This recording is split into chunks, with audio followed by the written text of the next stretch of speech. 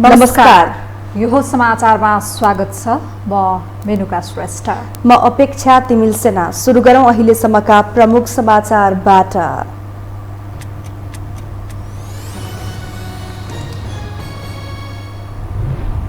दशैंको 9औं दिन आज महानवमी। देशभरका शक्तिपीठमा दर्शनार्थीको घुइँचो। तलेजु भवानी पनि आज खुला। टीकाको सायद भोलि 10:02 उत्तम। दशैं मनाउन सर्वसाधारण गाउँ फर्किएसँगै काठमाडौँ उपत्यका सुनसान। सम्भावित दुर्घटनालाई न्यूनीकरण गर्न ठाउँ ठाउँमा चेकिङ। मिथिला नगरीमा दशैंको रौनक। सरकार र अदालतबीच लेनदेन भइरहेको एमाले अध्यक्ष ओलीको आरोप। धरतीमै पहिलो पटक परमादेशबाट सरकार बनेकोले जनअपेक्षा पूरा नभएको दावी। रुबी खानलाई तत्काल रिहा गर्न सर्वोच्चको आदेश। पुनः धरपकड नगर्न सचेत गराइयो। प्रहरीले फर्जी आरोप लगाएर फर्साउन खोजेको जिकिर। र जापानका प्रधानमन्त्रीद्वारा आम चुनावका लागि प्रतिनिधि सभा विघटन। अक्टोबर 31 तारिखमा संसदीय चुनाव हुने। निर्वाचनको तयारीमा जुट्न दलहरूलाई आग्रह।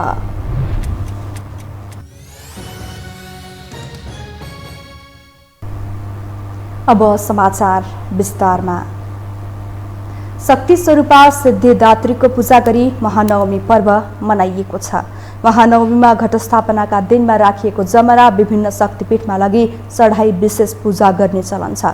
सिद्धिदात्रीको पूजा आराधना गर्नाले इच्छा अनुसारको फल प्राप्त हुने धार्मिक विश्वास रहेको छ।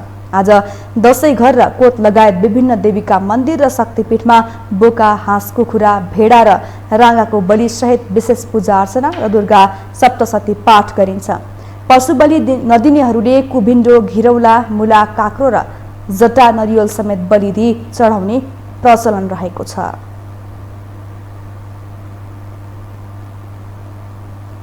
असोज महिनाको शुक्ल प्रतिपदादेखि नवमी अर्थात् नवरात्रभर विभिन्न देवी देवताको आराधना गरी मनाइन्छ। घटस्थापनामा जमरा राखी नवमीसम्म नवरात्र विधिले प्रत्येक दिन फरक देवीहरूको पूजा गर्ने धार्मिक विधि रहिआएको छ। यसै क्रममा वर्षमा एकपटक आश्विन शुक्ल नवमीका दिन मात्र सर्वसाधारणका लागि खुला हुने बसन्तपुरको तलेजु भवानी मन्दिरमा आज बिहानैदेखि दर्शनार्थीहरूको घुइँचो लाग्यो। एक रिपोर्ट। बडा दशैंका अवसरमा देशैभरका शक्तिपीठहरूमा भक्तजनहरूको घुइँचो लाग्ने गरेको छ। राष्ट्रपतिदेखि ठूला व्यक्तिहरू समेत विभिन्न शक्तिपीठहरूको दर्शन गरी पूजा आराधना गर्ने क्रम जारी छ। यसै क्रममा वर्षमा एकपटक आश्विन शुक्ल नवमीका दिन मात्र सर्वसाधारणका लागि खुला हुने बसन्तपुरको तलेजु भवानी मन्दिरमा दर्शनार्थीहरूको बिहानैदेखि घुइँचो रह्यो।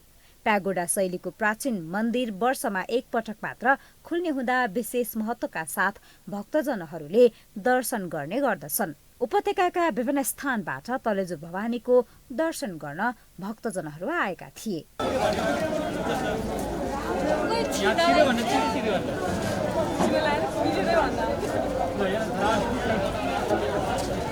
गत वर्ष कोरोनाका कारण खुला नगरिएको तलेजु भवानी मन्दिर यो वर्ष भने सुरक्षा मापदण्ड अपनाउँदै दर्शनका लागि खुला गरिएको हो। गत साल कोरोनाका कारण बन्द रहेको मन्दिरको दर्शन गर्न पाउँदा दर्शनार्थीहरूले खुसी व्यक्त गरेका छन्। वर्ष दिनमा एकपटक मात्र खुल्ने भएकाले आफ्नो धार्मिक आस्था पूरा गर्न भए पनि तलेजु भवानीको दर्शनमा भक्तजनहरू आउने गर्दछन्। एक वर्षमा एकचोटि खुल्ने हो। दर्शन गर्न आउँदाखेरि अब भगवानको अब हामीलाई त आस्था छ अनि त्यसैले अनि दर्शन गर्न मल्ल राजाहरूको इष्टदेवता भन्यो तलेजु भवानी। अनि राजाको इष्टदेवता भएको हुनाले प्रजाहरूलाई पनि अनिवार्य रूपमा चाहिँ भयो नि पूज्य भयो, मनोकामना पुरा हुन्छ। अब सबैभन्दा ठुलो कुरा त आफ्नो विश्वास हो हैन। हामी जसरी भगवानमा विश्वास गर्छौँ पक्कै पनि अब सबै भगवानलाई हामी जसरी पुज्छौँ नि त्यस्तै हाम्रो अब देवी हो। मेरो त घर पनि यहीँ नजिकै छ। अब तलेजु भवानी भनेर बच्चैदेखि पढेको सुनेको अब विश्वास हो सबैभन्दा ठुलो कुरो। सायद यहाँ आएर मैले मेरो मनको शान्ति, मेरो मनको इच्छा हैन, मेरो जीवन एउटा सफल हुन्छ, सन्तोष मिल्छ मलाई।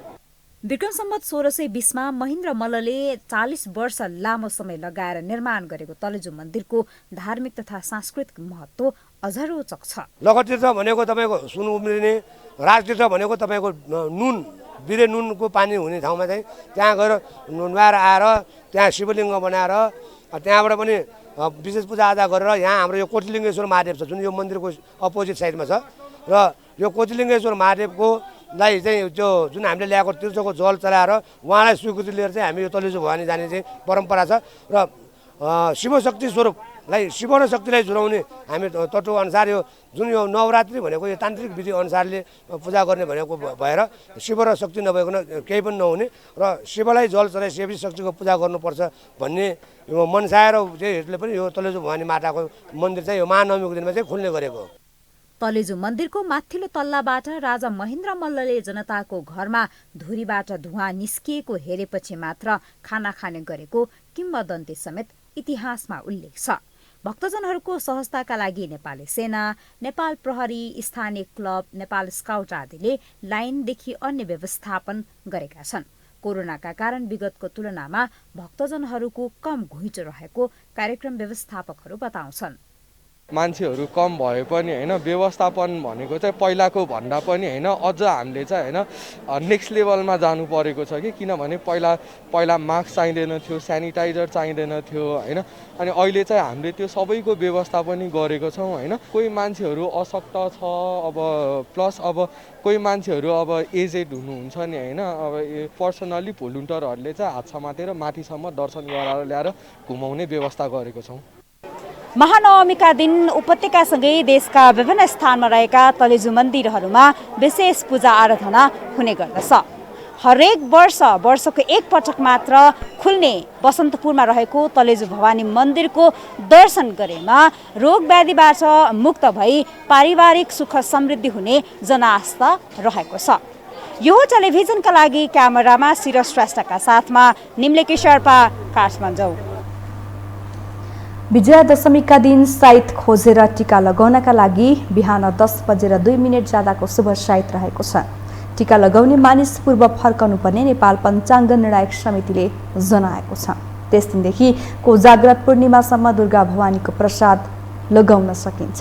एक रिपोर्ट। विजयादशमीको दिन यो दिन मान्यजनको हातबाट टीका थाप्ने, दुर्गा माताको प्रिय जमरा ग्रहण गर्ने र मिठो मिठो परिकार खाएर पिङमा चचहुई गर्दै रमाउने दिन। टीका थाप्न मानिसहरू टाढा टाढाका आफन्तकोमा पुग्छन्। परदेशिएका छोराहरू पनि आफ्ना बाआमा भए ठाउँ वा भनौँ गाउँसम्म पुग्छन्। दशैंको रौनक नेपालीहरूका लागि वास्तवमै पृथक हुन्छ। यसपटकको परिस्थितिले यो मौलिकतामा केही बाधा उत्पन्न भएको छ। हुने खानेका लागि दशैं रवाब देखाउने अवसर पनि हो, तर बहुसंख्यक जनता अहिले पनि गरिबीको रेखामुनि छन्, जसका लागि दशैं त्यति सुखद हुँदैन। अझ देखासिकी र फजुल खर्च गर्नेहरूको प्रभावले दशैं कतिपयका लागि दशा बन्न पुग्छ। दशैं सबै हिसाबले राम्रो पर्व भए पनि केही सुधारका कदम दशैंमा पनि आवश्यक छ। पहिलो त दशैंमा दुर्गा माताका नाममा पशु बलि दिने चलन वास्तवमै विरोधाभास लाग्छ। कसैको ज्यान लिएर आफ्नो पेट भर्ने काम नै धार्मिक दृष्टिले उपयुक्त लाग्दैन। त्यसमाथि पशुपक्षी पनि कसैका सन्तान नै हुन्। उनीहरूको बलि दिएर दुर्गा माता खुसी हुन्छन् भन्ने ग्यारेन्टी छैन। यसकारण भगवानका नाममा बलि दिने चलन रोक्न सक्ने हो भने त्यो कुनै अर्थमा पनि नराम्रो हुँदैन।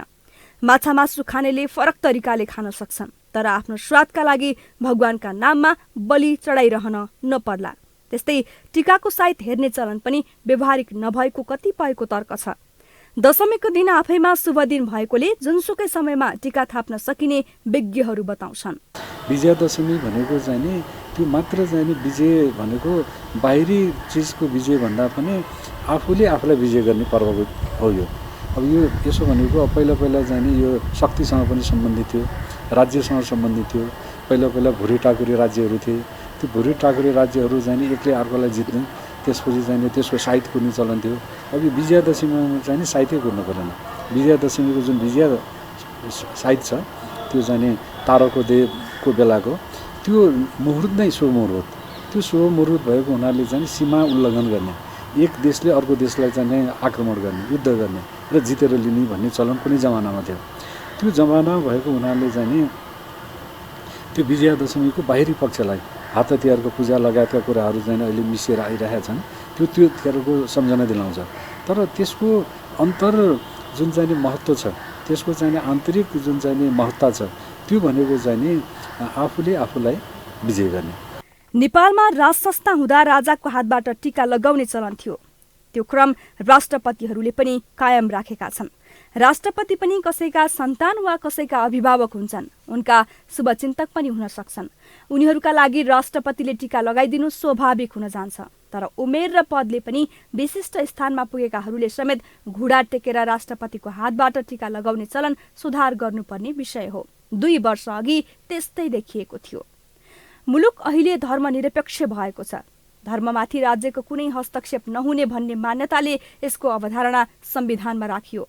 यद्यपि हिन्दू धर्म मान्ने बहुसंख्यक जनताका कारण पनि हुन सक्छ नेपालमा राष्ट्रपतिबाट विगतमा राजा महाराजाहरूले गरे झैं दशैंमा टीका लगाइदिने चलन कायम हुँदै आएको छ।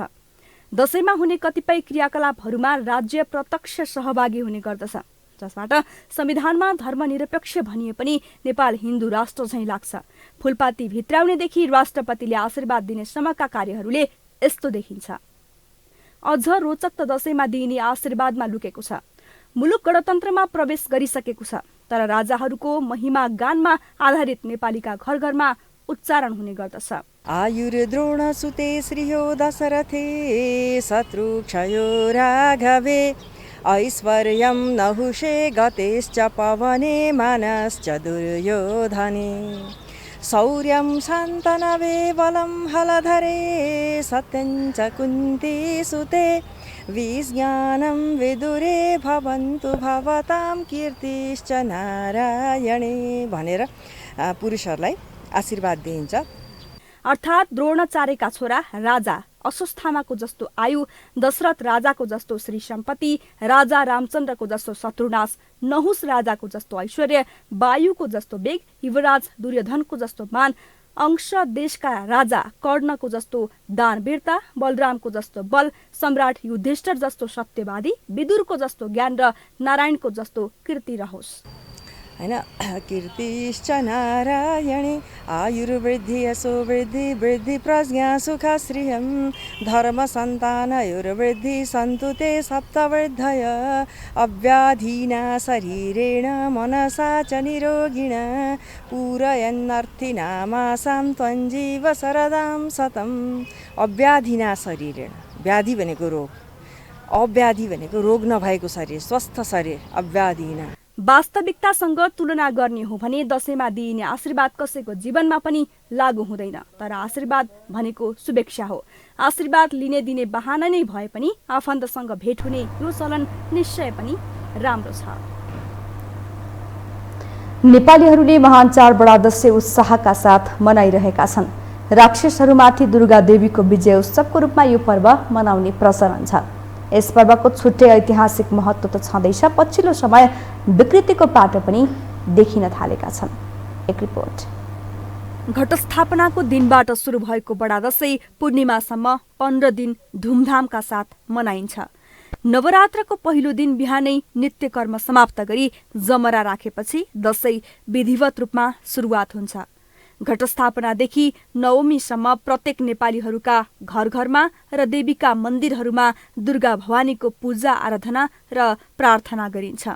त्यस्तै विजयादशमीको दिन महिषासुर राक्षसको वध, श्रीरामले रावणमाथि विजय प्राप्त गरेको, दुर्गाले दैत्य चण्ड मुण्ड तथा शुम्भ निशुम्भलाई वध गरेको खुसियालीमा नवदुर्गा भवानीको प्रसाद स्वरूप रातो टीका र जमरा लगाउने चलन छ। मिठो खाने, राम्रो लगाउने, घर आँगन बाटोघाटो गाउँटोल सफा राख्ने जस्ता कार्य पनि दशैंमा गरिन्छ। खुसीको अवसरमा नै भगवानको कृपा मानी देवी देवताको पूजा गरी दशैंलाई विशेष रूपमा मनाइन्छ।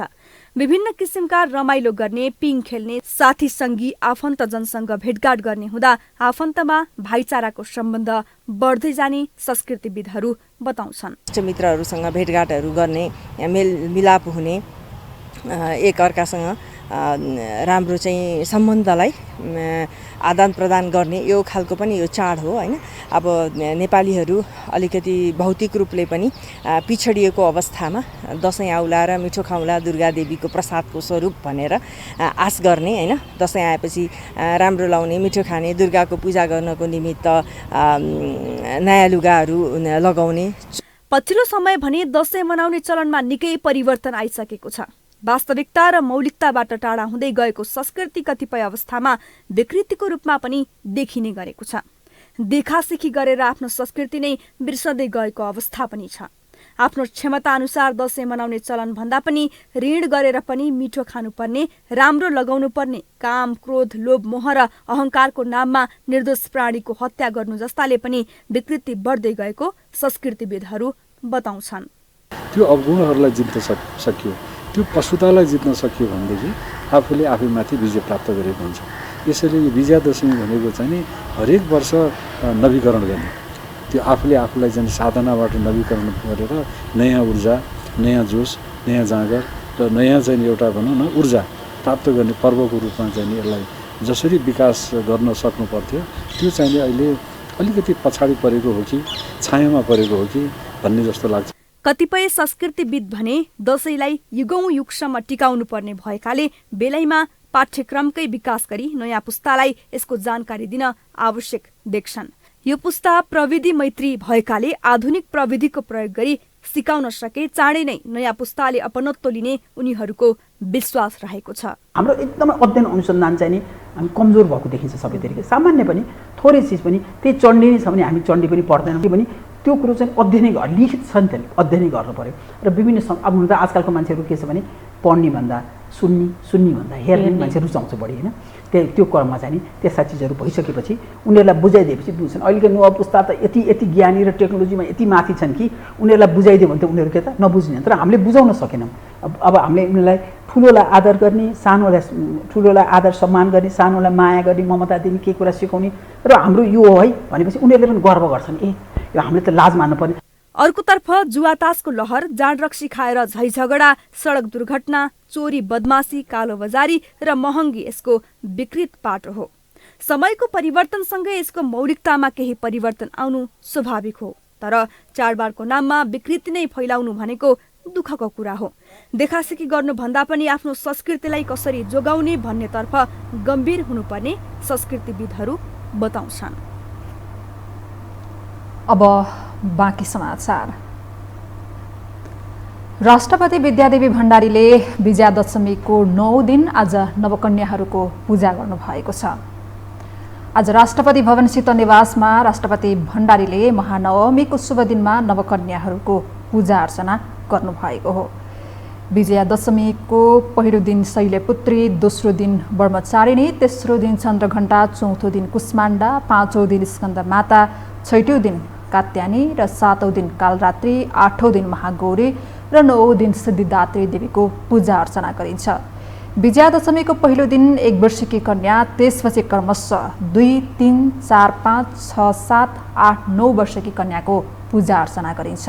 वैदिक सत्य सनातन हिन्दू धर्मशास्त्रमा वर्णित विधि अनुसार हरेक दिन कन्याहरूको पूजा गर्नुपर्ने भने पनि सजिलोका लागि अहिले महानवमीको दिनमा एकैपटक नवकन्याहरूको पूजा अर्चना गरिन्छ। यसै क्रममा राष्ट्रपति भण्डारीले आज महानवमीको दिन शीतल निवासमै नवकन्याहरूको पूजा अर्चना गर्नुभएको हो।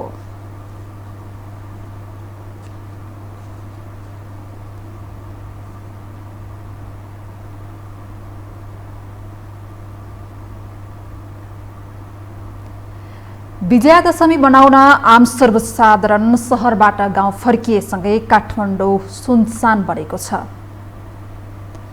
बडा दशैं तथा तिहार मनाउन सर्वसाधारणहरू गाउँ फर्किएका कारण काठमाडौँका स्थानीयवासीहरू घर बाहिर ननिस्किँदा काठमाडौँ सुनसान बनेको हो। सधैँजसो ट्राफिक जामले भरिने काठमाडौँ उपत्यकाका सडक अहिले जनसङ्ख्या पात्लिँदै जाँदा सुनसान भएका हुन्। सडकमा हिडडुल गर्ने मानिस र सवारी साधन फाटफुट्ट मात्रै देखिएका छन् भने किनमेलका पसलहरू प्राय बन्द छन्। काठमाडौँमा मानिसहरूको खच्चाखच हुने न्यू रोड, आरएनएससी, भद्रकाली लगायतका ठाउँहरूमा पसलहरू बन्द छन्। दशैंमा हुन सक्ने सम्भावित दुर्घटनालाई न्यूनीकरण गर्न भन्दै महानगरीय ट्राफिक प्रहरी महाशाखाले ठाउँ ठाउँमा चेकिङ गरिरहेको छ।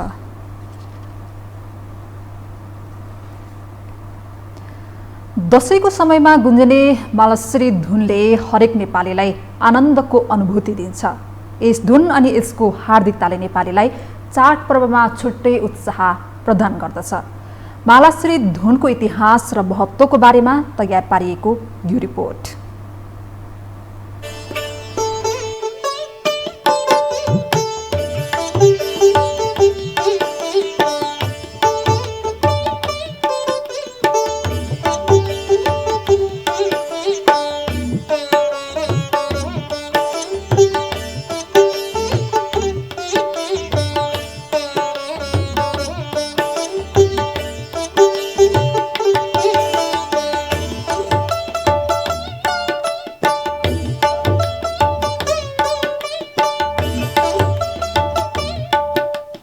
ऐतिहासिक किम्बदन्ती अनुसार देवीको गुणगानका लागि मालश्री धुन बजाउन सुरु गरिएको हो। त्यसैले घर वा मन्दिरमा देवीको पूजा सुरु गर्नु पूर्व यो धुन बजाइन्छ। करिब 450 वर्ष अघि नेवार समुदायबाट यो धुनको उत्पत्ति भएको संस्कृतिविदहरू बताउँछन्। राजा सिद्धिनरसिंह मल्लको पालादेखि यस धुनको प्रसार हुन थालेको बताइन्छ। पछिल्लो समय विशेषतः चाडबाडका समयमा देशभर जसो मालश्री धुन गुन्जिने गर्दछ, जसलाई मौलिक नेपाली लोकधुन मानिन्छ। मालश्रीको सम्बन्ध शरद ऋतुसँग पनि भएको विज्ञहरू बताउँछन्। समय र सङ्गीतको गहिरो सम्बन्ध हुन्छ भन्ने मान्यता रहेको नेपाली सङ्गीत क्षेत्रमा 12 मास अनुसारका सङ्गीत प्रशस्तै पाइन्छन्। तर पनि तिनै मध्ये एक मालश्री धुन दशैंको समयमा देशभर जसो गुन्जिने गर्दछ। अष्टमातृका भवानीहरूकोमा भगवानको पीठमा गएर भजन गाउन जाने दिउँसो 2 बजेदेखि ग्रुपमा, अनि आफ्नो पालो कुरेर बस्ने, त्यो सबै कुराहरू याद आउँछ।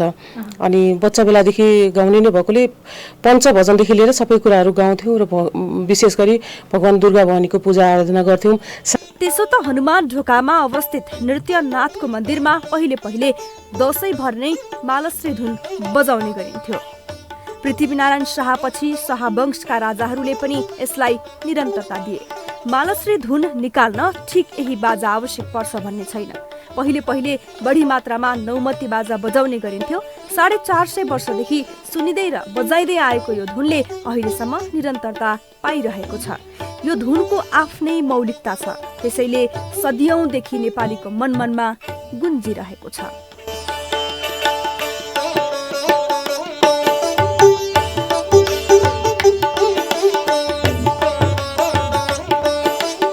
यो धुन पूर्ण रूपमा नेपालमै सिर्जना भएको संगीतकारहरूको दाबी छ। यो धुनमा सप्त मातृकाको गुणगान छ। मालश्री धुनले नवदुर्गाको आराधना गरेर सबै नेपालीले संयुक्त रूपमा मानिने चाडलाई संकेत गर्दछ। मालश्री धुन पछिल्लो समय युवा पुस्ताहरूमा अझ परिष्कृत हुँदै आइरहेको छ। यस धुनलाई युवा पुस्ताले फरक ढङ्गले संरक्षण गरिरहेका छन्। अनि आजभोलि यङहरू पनि सबै यसमा एट्र्याक्सन छन्। यसको धुन नै एउटा एकदम दसैँको माहौल बनाइदिने होइन, जसलाई पनि यो धुन मात्रै सम्झिने आहा दसैँ आयो भन्ने त्यो एउटा इन्भाइरोमेन्ट बन्ने भएको कारणले गर्दा यङहरूले पनि धेरै यसमा विभिन्न किसिमले आफ्नो किसिमले जस्तै वेस्टर्न बाजाहरू पनि प्रयोग गरेर गिटारमा पनि बजाएको सुनेको छु, उकेकुलो होइन, त्यसमा पनि सुन्न पाइन्छ युट्युबहरूमा। त्यस्तै गरी अनि अब यो मालश्री चौतालमा मात्रै थियो, जुन 4 मात्रको बिट 1 2 3 4 यसमा मात्रै थियो भने अहिले यङहरू विभिन्न अरू रिदमहरूमा पनि, जुन रूपक तालमा पनि भयो, इभन मैले पनि झपतालमा पनि बजाएको छु। त्यो मालश्री धुनलाई झपतालमा बनाएर कम्पोज गरेर बनाएको हुन्छ। दीपचन्दी तालमा पनि बनाएको छु। अहिले धेरै एट्र्याक्सन भइरहेछ यसमा। युगौं युगदेखि मालश्री धुन समाज अनि हृदयसँग जोडिएर आएको छ। मालश्री धुनकै बारेमा धेरै कुराहरू त शोध भएको पाइँदैन, तथापि खोज्दै जाँदा ठाउँ अनुसार मालश्रीको धुन अनि बाजामा फरक मिश्रणहरू रहेका छन्। मालश्रीको आफ्नै किसिमको मौलिकता रहेको छ। संस्कृतिविदहरू अझ यसलाई परिष्कृत गर्दै लग्न सके युगौं युगसम्म यसलाई जीवन्त राख्न सकिने बताउँछन्।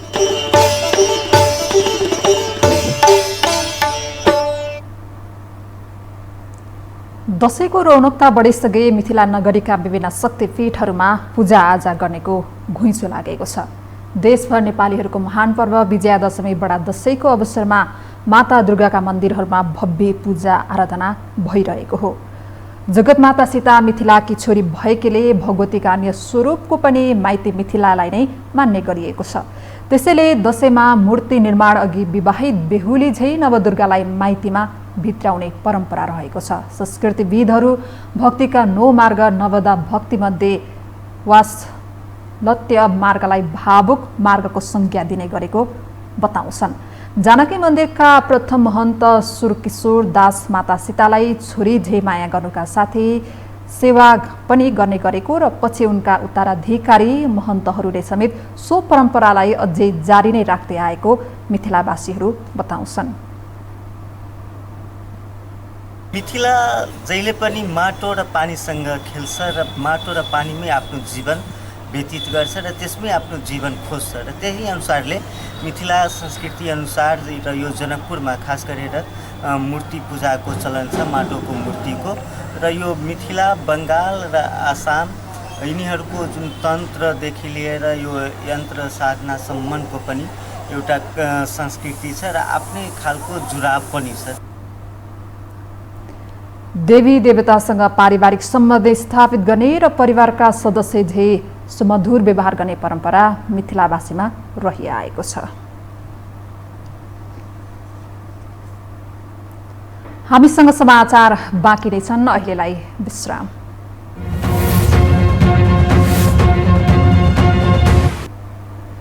विश्रामपछि स्वागत छ। अब बाँकी समाचार। पूर्व प्रधानमन्त्री केपी शर्मा ओलीले देउबा सरकार र अदालतबीच बार्टर सिस्टममा पछिल्लो सत्ता परिवर्तन भएको आरोप लगाउनु भएको छ। हालै मन्त्री परिषद विस्तारमा प्रधान न्यायाधीशलाई कोटा दिइएको सन्दर्भ उल्लेख गर्दै ओलीले यस्तो आरोप लगाउनु भएको हो। गृह जिल्ला झापामा आयोजित दशैंको शुभकामना आदान प्रदान कार्यक्रममा बोल्दै ओलीले अहिले आएर सरकार परिवर्तन पनि बार्टर सिस्टममा भएको पुष्टि भएको बताउनुभयो। ओलीले धरतीमै पहिलो पटक प्रमादेशबाट सरकार बनेको भन्दै दशैंले यस्ता काम नगर्न सबैलाई सचेत गराउने कामना गर्नुभयो।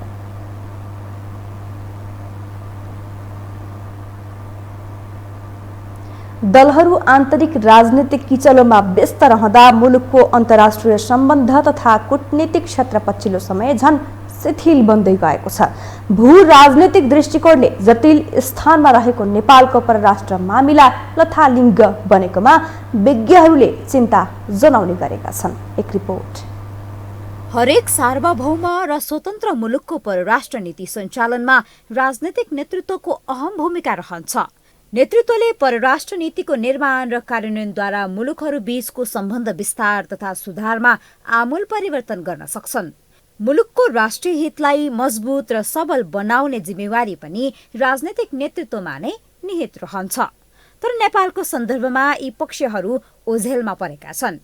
देश र नागरिकको चिन्ता भन्दा पनि राजनैतिक नेतृत्व आफ्नो दलगत तथा पदीय स्वार्थमा नै लिप्त छ। त्यसको प्रत्यक्ष असर मुलुकको विदेश नीतिमा समेत परेको छ।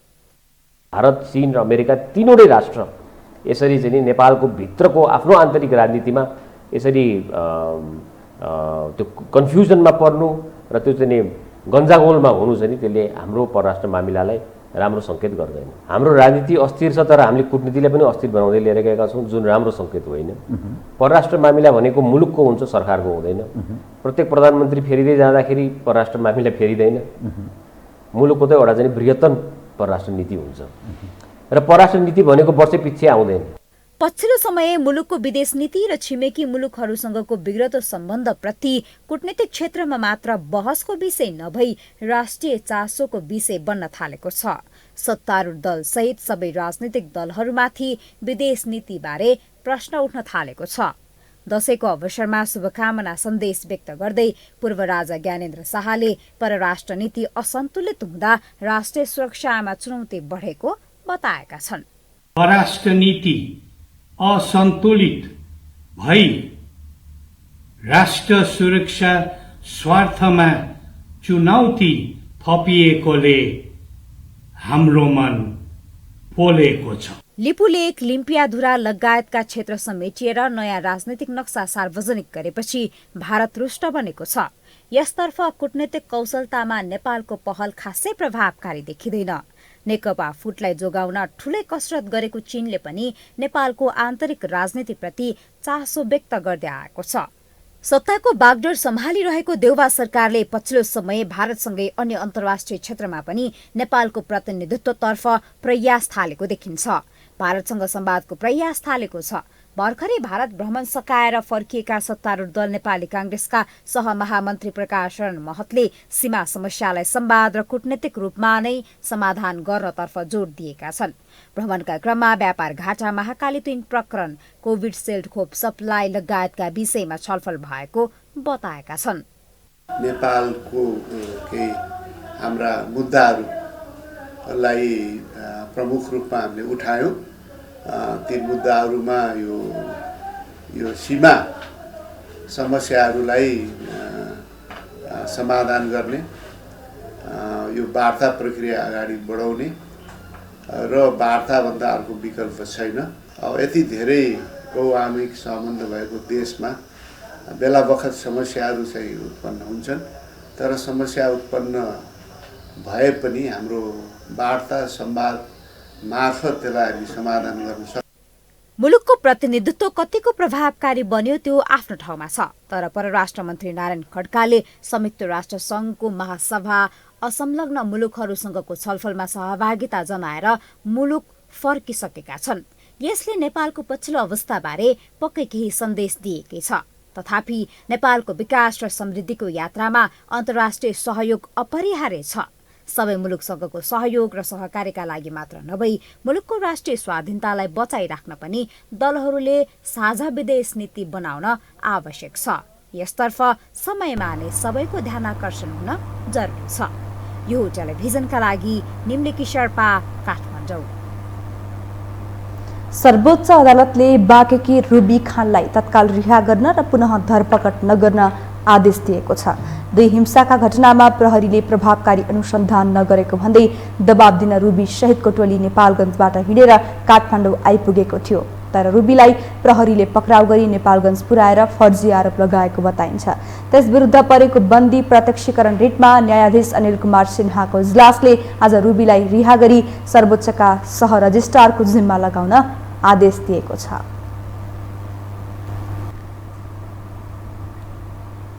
अब बाँकी समाचार। मुगुमा मंगलबार भएको बस दुर्घटनाको छानबिन गर्न कर्णाली प्रदेश प्रहरी कार्यालय सुर्खेतले समिति गठन गरेको छ। बस दुर्घटनाको सत्य तथ्य पत्ता लगाई 10 दिनभित्र प्रतिवेदन पेश गर्न 3 सदस्यीय समिति गठन गरिएको हो।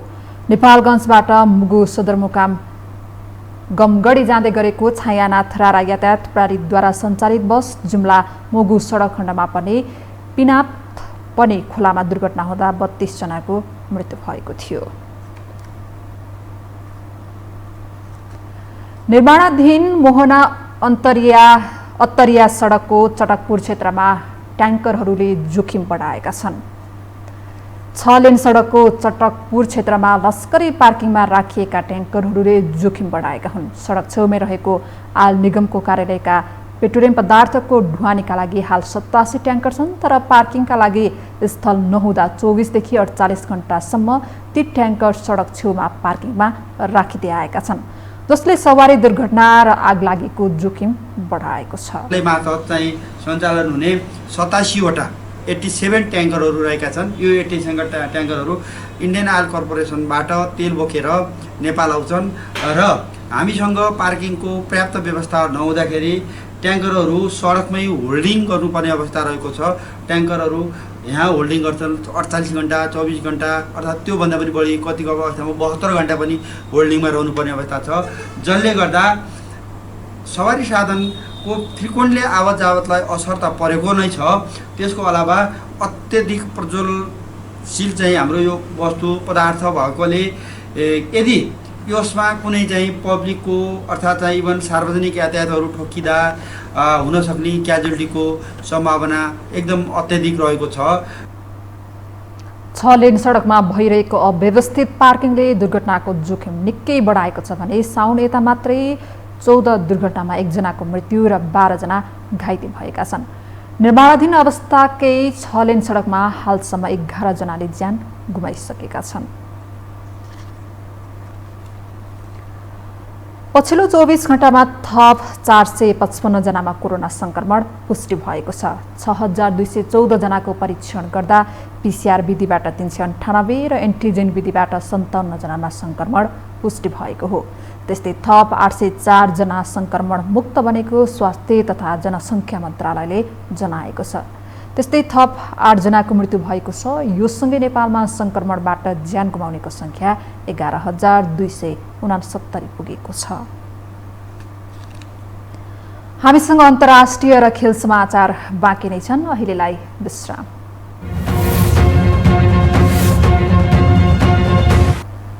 विश्रामपछि स्वागत छ। अब अन्तर्राष्ट्रिय समाचार।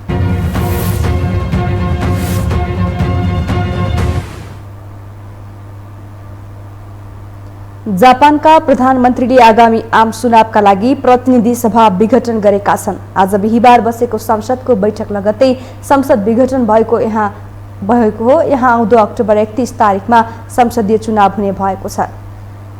जापानको प्रतिनिधि सभाको कार्यकाल अक्टोबर 21 सम्म बाँकी छ। त्यस लगत्तै अक्टोबर 31मा चुनावको तयारी थालिएको छ। सत्तारूढ लिबरल डेमोक्रेटिक पार्टीको चुनाव जितेपछि फुकियो किसिदा यहाँका प्रधानमन्त्रीमा नियुक्त भएका थिए। त्यस लगत्तै उनले अर्को आम चुनावको तयारी थालेका थिए। किसिदाले जापानको प्रधानमन्त्रीमा नियुक्त भएको अक्टोबर 4 तारिखकै दिन आफूले तुरुन्तै नयाँ चुनावको तयारी थाल्ने बताएका थिए। अब पालो खेल समाचारको।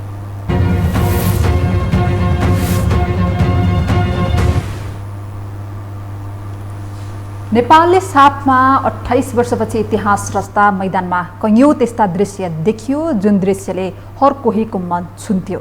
साफको फाइनल प्रवेश गर्दा खेलाडीदेखि प्रशिक्षकसम्मको आँखामा आँसु देखियो। दर्शकहरू पनि खुसीले नेपालको नारा लगाइरहेका थिए।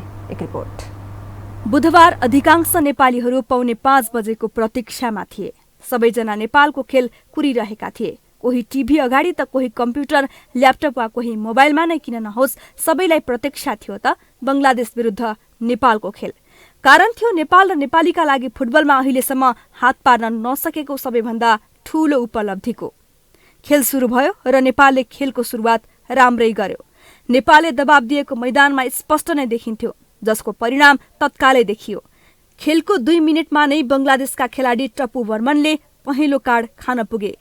तर दबाबमा नै रहेको बंगलादेशले आफूले पाएको पहिलो मौकाको सदुपयोग गर्न सफल भयो। बंगलादेशलाई दबाबबाट राहत दिलाउन खेलको 9औं मिनेटमा सुजन रेजाले गोल गरे। त्यसपछि भने नेपाल दबाबमा देखिन सुरु भयो। अधिकांश समय बल नियन्त्रण आफ्नो पक्षमा राखेको नेपाल गोल गर्न नसक्दा केही दबाबमा देखिन्थ्यो। पहिलो हाफदेखि नै आक्रमक देखिएको नेपाल दोस्रो हाफमा झन आक्रमक देखियो। खेलको अन्तिम समयसम्म पनि 1-0ले पछि परेको नेपालले एकपछि अर्को स्ट्राइकर परिवर्तन गर्न थाल्यो। नेपाली प्रशिक्षक अब्दुल्ला अल मुताइरीले नवयुग अन्जन जस्ता खेलाडी मैदानमा नै हुँदा मनिष र आशिषलाई पनि मैदानमा उतारे। अति आक्रामक रूपमा प्रस्तुत भएको नेपालका अगाडि बंगलादेशी खेलाडीले दबाब महसुस गरेको स्पष्ट देखिन्थ्यो। खेल नेपालको तब पक्षमा गयो जब बंगलादेशका गोलरक्षक अन्सुर रहमान जिकोले रातो कार्ड खान पुगे। उनले 79औं मिनेटमा आफ्नो क्षेत्रभन्दा बाहिर आएर बललाई रोकेका थिए। प्रमुख गोलकिपर र 10 खेलाडीमा सीमित भएको बंगलादेशको फाइदा नेपालले उठायो। त्यसपछि पनि निरन्तर बंगलादेशको गोल पोस्टमा बल प्रहार गरेको नेपालले 88औं मिनेटमा पेनाल्टी पायो। नेपाललाई इतिहास रच्न 1 अङ्क नै काफी थियो र अन्जन विष्टले त्यो 1 अङ्क पेनाल्टी मार्फत नेपाललाई दिलाए। महाअष्टमीका दिन नेपालले एउटा नयाँ इतिहास रच्यो। साफको 28 वर्ष इतिहासमा मैदानमा कैयौं त्यस्ता दृश्य देखियो जुन दृश्यले जो कोहीको मन छुन्थ्यो। खेलाडीदेखि प्रशिक्षकसम्मको आँखामा आँसु देखियो। दर्शकहरू पनि खुसीले नेपालको नारा लगाएका थिए। नेपालले खेल जितेको केही समयमा नै नेपाली फुटबल प्रशंसकलाई अलमुताइरीको पत्याको निर्णयले दुखी बनायो। नेपाललाई सफलता दिलाउन मुख्य भूमिका खेलेका प्रशिक्षक अलमुताइरीले भारतसँगको फाइनल खेलसँगै नेपाल कहिल्यै नफर्कने गरी राजीनामा दिने निर्णय गरे। भारतसँगको हारपछि केही मिडिया र सञ्चारकर्मीले आफूमाथि गम्भीर आरोप लगाएको र आफूले 3 दिनदेखि खाना पनि नखाएको र नसुतेको बताए। In the last 3 days, it was very bad feeling. They speak about me, my honor, everything. They allow They put the news just to tell the people to be angry and write bad about me. Yesterday we have training 3 o'clock. Because of that, the assistant coach and the other player come, not the captain, not the head coach. But there is one media, they put news and make fun. How you can? You must respect your coach. We are human. We are coaches, not slaves. We are human. We have family. We have kids. I will ask this media, are you happy when you read all the comments when they write match fixing? अल्मुतारीको यो निर्णयले अब फेरि नेपालको football कता मोडिन्छ भन्ने शंका सबै फुटबल प्रेमीको छ। यो हो टेलिभिजनका लागि नीरज कोइरालाको रिपोर्ट। अब मौसम सम्बन्धी जानकारी।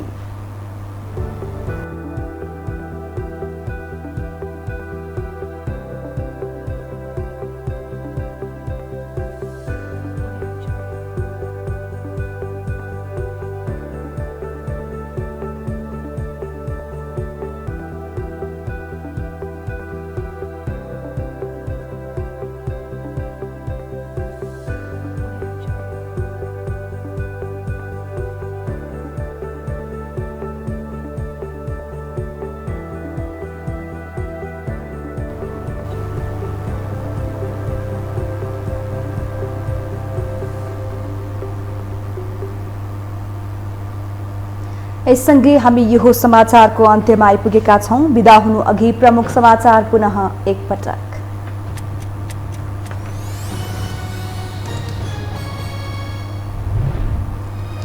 दशैंको 9औं दिन आज महानवमी, देशभरका शक्तिपीठमा दर्शनार्थीको घुइँचो। तलेजु भवानी पनि आज खुला, टीकाको सायद भोलि 10:02 उत्तम। दशैं मनाउन सर्वसाधारण गाउँ फर्किएसँगै काठमाडौँ उपत्यका सुनसान। सम्भावित दुर्घटनालाई न्यूनीकरण गर्न ठाउँ ठाउँमा चेकिङ, मिथिला नगरीमा दशैंको रौनक।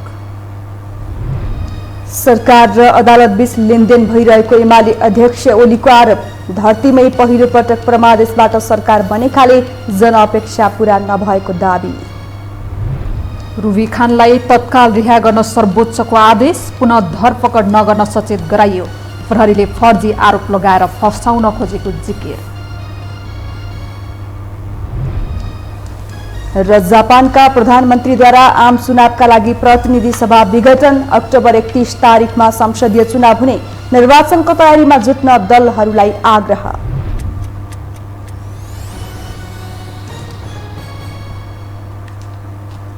हवस् त यो समाचार सकियो। समाचार बुलेटिनका साथै यो टेलिभिजनका सम्पूर्ण कार्यक्रम यो टेलिभिजन.com, यो खबर.com, युट्युब र फेसबुकमा पनि पढ्न र हेर्न सक्नुहुनेछ। मोबाइलमा यो टिभी एप डाउनलोड गरी हामीलाई प्रत्यक्ष हेर्न सक्नुहुनेछ। तथ्य सहितको निष्पक्ष समाचारका लागि हेर्दै रहनुहोला यो टेलिभिजन। नमस्कार।